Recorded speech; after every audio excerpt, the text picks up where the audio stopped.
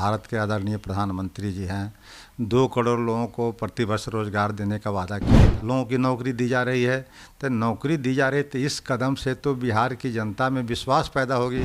और आज ये सरकार अगर दे रही है, चाहे वह तेजस्वी जी का प्रभाव हो, चाहे नीतीश जी का हो, या दोनों का प्रभाव हो। मेरा नाम सदन जी है और आप देख रहे हैं एक न्यूज़ 24। और हमारे साथ बातचीत करने के लिए राजद के एमएलसी प्रोफेसर रामबली सिंह चंद्रवंशी, आपका बहुत बहुत स्वागत है एक न्यूज़ 24 पर। धन्यवाद। एक भाजपा की तरफ से आरोप है कि प्रदेश की, बिहार की जनता अब लालू प्रसाद यादव और नीतीश कुमार से मुक्त चाह रही है और उब गई है। क्या रिएक्शन है इसके ऊपर आप? तो भाजपा को तो मुक्ति की बात जब करते हैं तो मुक्ति के कारण भी बताने पड़ेगा ना, कि आखिर बिहार की जनता लालू नीतीश से क्यों मुक्ति चाहती है और भाजपा को क्यों पसंद करते हैं। यही भाजपा ना, जो नरेंद्र मोदी जी, जो भारत के आदरणीय प्रधानमंत्री जी हैं, 2 करोड़ लोगों को प्रतिवर्ष रोजगार देने का वादा किया था। आप और हम सभी जानते हैं कि आज बिहार की सबसे बड़ी समस्या जो है वह बेरोजगारी है।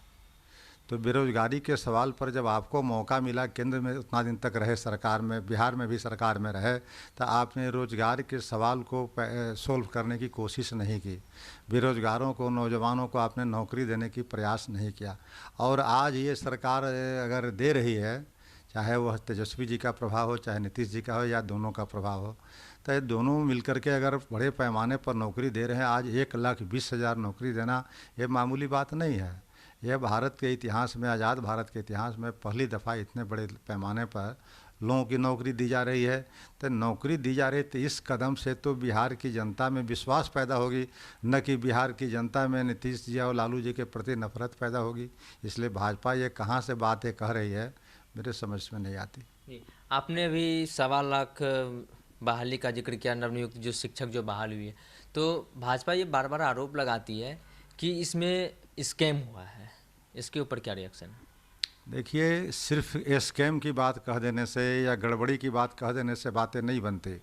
अगर भारतीय जनता पार्टी विपक्ष जिम्मेवार विपक्ष की भूमिका में है, तो उसको तथ्य के साथ, प्रमाण के साथ उन गड़बड़ियों का जिक्र करनी चाहिए और जनता के बीच में रखनी चाहिए। सरकार के संज्ञान में हो या ना हो, लेकिन जनता की और मीडिया के संज्ञान में तो ज़रूर आनी चाहिए। तो आज तक मैंने एक भी वैसा प्रमाण नहीं देखा जो भारतीय जनता पार्टी के द्वारा रखे गए हैं, जिन पर हम यकीन करें या जनता यकीन करें। तो ये जो बहाली जो हुई है, तो क्या लगता है बिहार में एक नया युग का शुरू होगा?